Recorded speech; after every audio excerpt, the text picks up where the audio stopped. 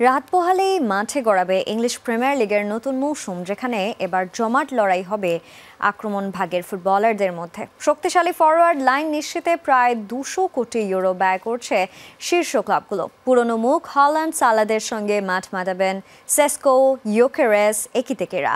আর শিরোপা লড়াইয়ে কঠিন প্রতিদ্বন্দ্বিতা হবে Liverpool, Man City, Arsenal, Chelsea ও ম্যান ইউর মধ্যে। আক্রমণ পাল্টা আক্রমণ, গতির ঝলকের সঙ্গে শিরোপার জমাট লড়াই, সব মিলিয়ে ফুটবল প্রেমীদের আকর্ষণের কেন্দ্রে ইংলিশ প্রিমিয়ার লিগ।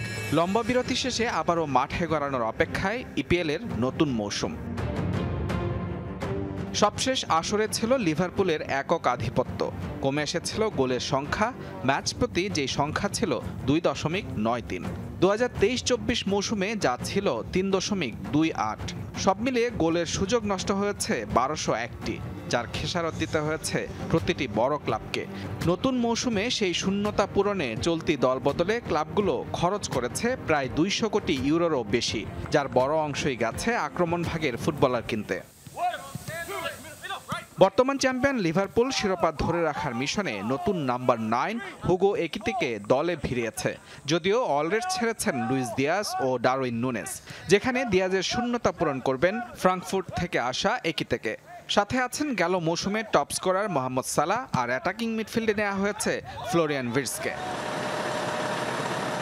সবশেষ মৌসুমে হতাশ করা ম্যানচেস্টার সিটি দল সাজিয়েছে নতুন করে, বিশেষ করে কাউন্টার অ্যাটাকে গত মৌসুমের ব্যর্থতা কাটাতে ডি ব্রুইনা, ওয়াকার ও গ্রিলিশদের ছেড়ে দিয়ে তারুণ্যে আস্থা পেপ গার্দিওলার।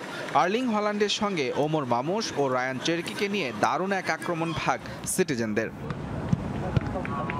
ঘুরে দাঁড়ানোর অপেক্ষায় নগর প্রতিদ্বন্দ্বী ম্যানচেস্টার ইউনাইটেড। দুঃস্বপ্নের এক মৌসুম শেষে দলকে ঢেলে সাজিয়েছেন কোচ আমোরিম। কুনহা ও এমবুমোর পর রেড ডেভিলসের ফরওয়ার্ড লাইনের নতুন নাম বেঞ্জামিন সেস্কো। 74 মিলিয়ন পাউন্ডে জার্মান ক্লাব আরবি লাইপজিগ থেকে সেস্কোকে দলে ভিড়িয়েছে ম্যান ইউ।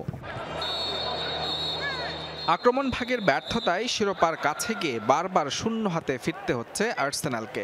স্পোর্টিং লিসবন তারকা ভিক্টর ইয়োকেরেসকে দলে ভিড়িয়ে এবার স্বস্তির হাসি কোচ মিকেল আর্তেতার।